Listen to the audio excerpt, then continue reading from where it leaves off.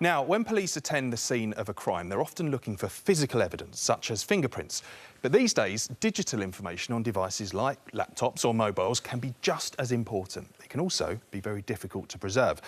But a new online training tool could soon give officers a helping hand. It's been developed by Paddy Tomkins, a retired Chief Constable from Lothian and Borders.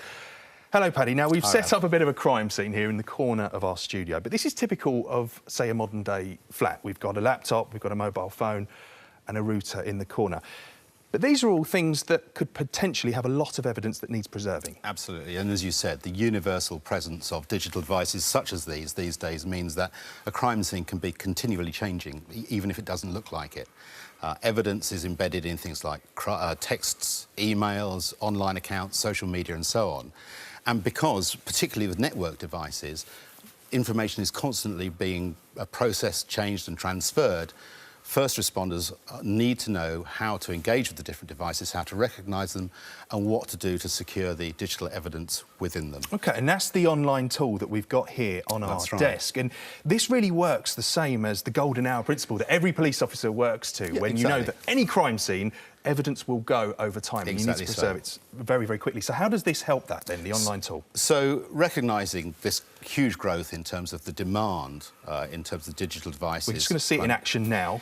We have been working with Police Scotland and the University of Abertay in Dundee, who are world leaders in game technology, to develop what's effectively a simulator for individual officers. It's a 3D environment an officer can engage with assets in it. We're just seeing now, because on this 3D simulation, they've gone in, you've found a tablet computer in this situation that's on the side, and it actually gives instructions as to how best preserve that, because that is so vital that a lot of officers wouldn't know. Yes, exactly. The scenario allows, as you say, it's real-life scenario, real challenges, allows the officer to make decisions and then gets feedback about the decision, right or wrong. So it's experiential learning by doing. And this is already being piloted up in Scotland? That's right. 90 officers in Police Scotland and some officers from our colleagues in British Transport Police.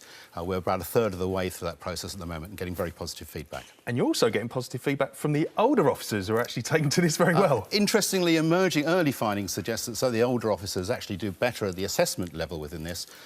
Might be because they're reading the instructions more carefully. Don't know. It could be. It's a fascinating tool, Paddy. Thank you so much for coming in and showing us. Policing never stands still, that's for sure.